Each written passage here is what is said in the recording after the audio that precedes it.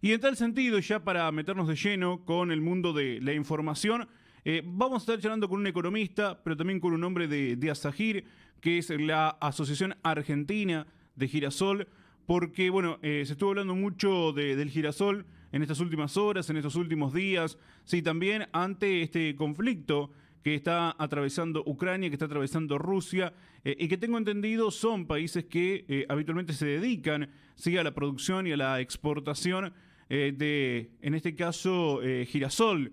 Sí, me animaría a decir más Ucrania que Rusia, pero bueno, tenemos un especialista, así que se lo vamos a consultar a él. ¿Y cómo queda parada la República Argentina en tal sentido dentro de este contexto?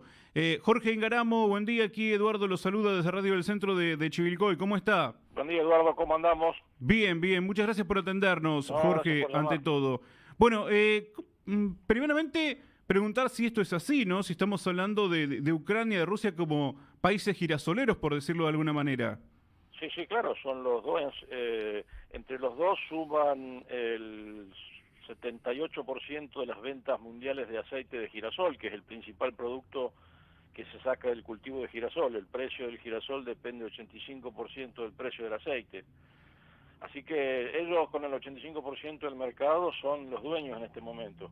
Y Claro. bueno, como consecuencia del conflicto, de este lamentable conflicto que no sabemos cuándo va a terminar, bueno, están hoy los puertos, en este momento agronómicamente no se está haciendo nada porque es pleno invierno, está todo congelado o nevado, así que no hay nada que se pueda saber de la futura campaña, de la futura cosecha, pero de lo que queda de la cosecha vieja, digamos, la cosecha 21-22, Sí. que ellos la levantaron en octubre, más o menos, octubre-noviembre del año pasado.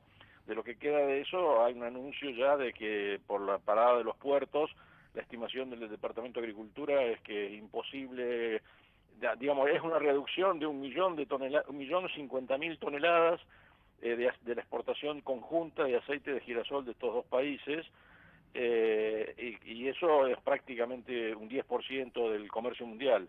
Así que el impacto es dramático. Recién ayer antes de ayer aparecieron los primeros contratos nuevos para que se hacen generalmente de importación y exportación en Rotterdam, que es el mercado faro para el comercio del aceite de girasol.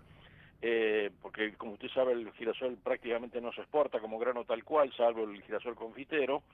Entonces decía que se aparecieron los primeros contratos y son con precios que son realmente increíbles, ¿no? Que no lo habíamos visto ni siquiera en el 2008. Estamos hablando de un precio de un aceite de girasol de $2.350 la tonelada para la posición de julio y de un poquito menos para octubre, que es cuando se espera que vaya a entrar la nueva cosecha. Para que usted tenga una referencia, el promedio histórico está en $957, o sea, estamos arriba del doble Claro, un de lo que es el promedio crecimiento, histórico del aceite. Así que para la crecimiento Argentina es un exponencial. beneficio extraordinario que Sí, sí, sí. continúa el ya exitoso la ya exitosa campaña del año pasado, que donde exportamos el complejo girasol, exportó $1.400 millones. O sea, el girasol era un negocio muy bueno en la Argentina, lo fue antes de la invasión y por supuesto, bueno, lamentablemente no podemos festejar nada de ahí en ese sentido, pero va a seguir siendo seguramente, ¿no? Y tenía muy buenas perspectivas futuras. Nosotros pronosticamos un crecimiento del área girasolera de la intención de siembra muy importante, así que tiene excelentes perspectivas futuras. Además, Ucrania ya, en el caso de que pudiera recuperar sus campos y pudiera volver a funcionar, supongamos en el 2023, porque ya en el 2022 no sé, que ya se habla de una caída de 2 millones de hectáreas en el área de Ucrania, que sería un 30%, pero en el caso de que Ucrania pudiera recuperar en el 2023, tampoco tiene mayores posibilidades de ampliar su área y su rendimiento, porque Ucrania dominó el mercado en los últimos 15 años, gracias a un fuerte crecimiento del área que le quitaron a la remolacha azucarera, a la cebada, a la ganadería. El girasol avanzó extraordinariamente y logró las mejores tecnologías y los mejores rindes que hay en el mundo, por la feracidad extraordinaria de esa pradera que tiene Ucrania, ¿no? Que debe ser de las más feraces del mundo y de las menos explotadas del mundo. porque son todas producciones nuevas que se hicieron después se empezaron a trabajar bien, digamos, después de la caída del Imperio Soviético, ¿no? de la Unión Soviética. Claro. Jorge, y hablando de Argentina, ¿sí? ¿Cómo está hoy nuestro país con respecto al girasol? Nos hablaba de una campaña muy buena, ¿sí? En cuanto a las divisas, sí que tuvimos en el último tiempo. Hoy en cuanto a las superficies, se viene creciendo, se fue creciendo, ¿se puede crecer también ante este panorama que estamos comentando? Sí, se fue creciendo y va a seguir creciendo seguramente. Hay una en todas las partes, en todos los lugares donde doy conferencias me preguntan si va a haber suficientes semillas, cómo será el entusiasmo que tienen los productores, Claro. porque quieren conseguir el mejor híbrido. Entonces yo le digo, bueno, sí, va a haber semilla, siempre que no se les vaya la mano con la cantidad de hectáreas sembradas. Pero bueno, pero sí, venía creciendo. Nosotros en el girasol tuvimos durante 8 años retenciones de 32%, en los 8 32. años kirchneristas, de 32%. Cristina. 32%, entonces nuestra área, que era de 2.600.000 hectáreas, cayó a 1.400.000, prácticamente una caída a la mitad. Y desde entonces se fue con la eliminación de las retenciones primero y después con las retenciones actuales que son del 7% para el aceite, fue recuperándose el área. El único problema que tiene el girasol es que una parte importante se hace en Chaco y Santa Fe con una ventana de siembra muy estrecha. Entonces, si no llueve en esa pequeña ventana de siembra de 45, 50 días, si no llueve, si no tiene suficiente agua, no se puede lograr la intención de siembra, que es lo que pasó este año, que teníamos pensado que iba a haber 600.000 hectáreas entre Chaco y norte de Santa Fe y terminamos en 410.000. Claro. Sí, sí, sí, sí, sí, sí. Pero la intención de la campaña pasada fue 1.800.000, así que este año esperamos que vaya a haber por lo menos 2 millones de hectáreas y así seguir el camino para volver a las 2,5 millones de hectáreas que tuvimos hace 15 años. Claro.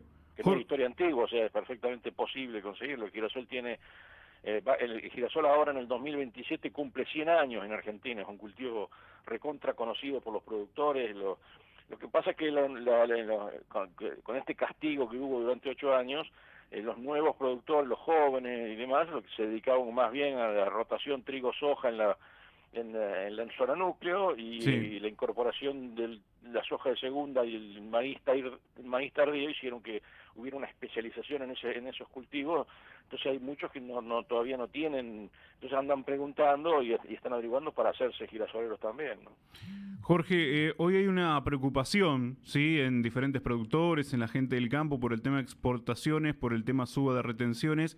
¿Qué pasa con el girasol? ¿Ha llegado alguna noticia o algún rumor a este respecto de nada? No, el girasol no tiene, lo que hay es bueno, Feletti quiere una suba generalizada de todas las retenciones.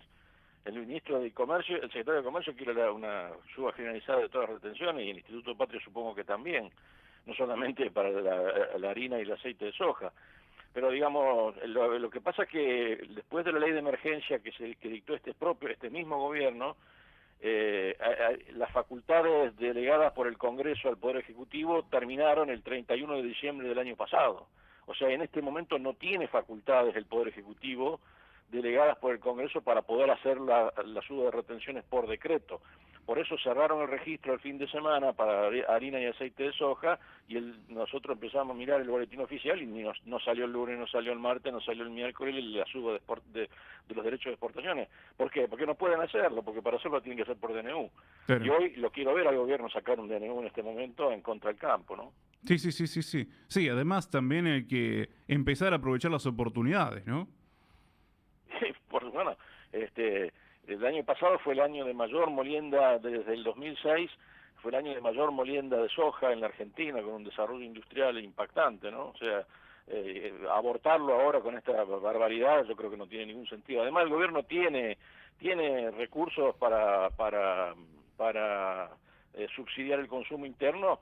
Las retenciones son un pésimo impuesto, pero una de las cosas malas que tiene es que baja el precio para todo, para los pobres y para los ricos, ¿no?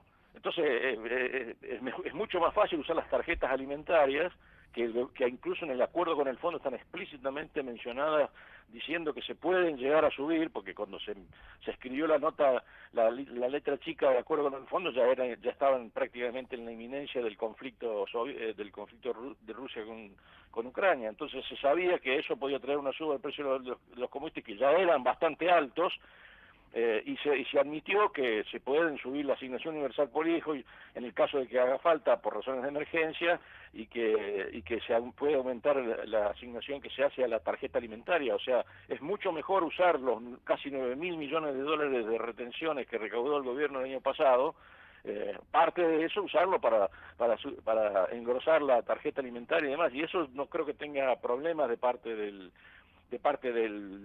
Fondo Monetario Internacional, porque esta suba de los precios de las commodities acuérdese, en el 2008 la FAO sacó un listado de 80 países que estaban al borde de la hambruna, sí, cuando la soja llegó a $600, y ahora la soja está a $614, ¿no? O sea, sí, ¿qué país pobre puede soportar un petróleo de $100 el barril y una soja de $600 y un trigo de 440? Nadie.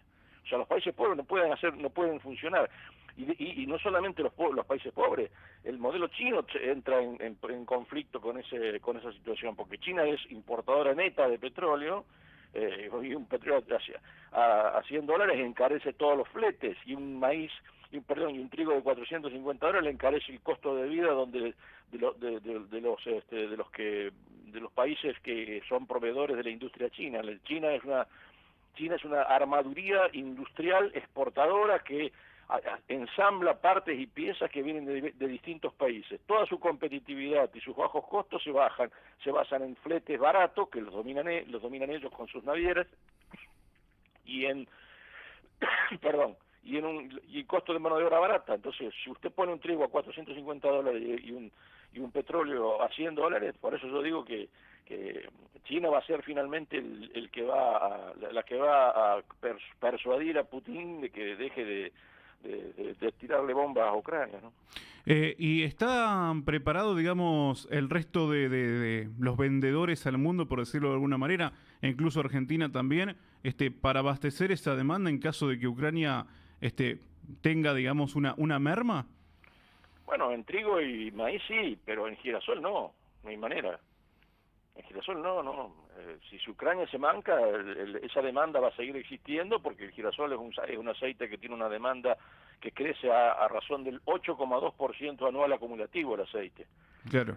Es una demanda fenomenal. Que hace que todos los años se incorporen nuevas áreas, por lo menos 1.200.000 hectáreas hace falta en el mundo adicionales. Por eso yo digo que el girasol tiene un gran futuro en Argentina, porque ¿de dónde van a salir ese 1.200.000 hectáreas por año que hay que incorporar para mantener la demanda? Y el tipo el chino, el hindú, el pudiente de Medio Oriente que probó el aceite de girasol no quiere volver a La Palma, pero ni soñando. Exacto. Jorge, ¿y cuál es la expectativa aquí en Argentina en cuanto a crecimiento? ¿Sí? ¿Hay digamos, una perspectiva futuro de que se puede ir creciendo en los próximos años? Sí, claro, por supuesto. Lo que no podemos decir es cuánto va a ser la intención de siembra este año, porque todavía no se levantó la cosecha del sur, así que nosotros estamos con un porcentaje muy bajo cosechado en Buenos Aires y La Pampa, que es la principal región girasolera del país.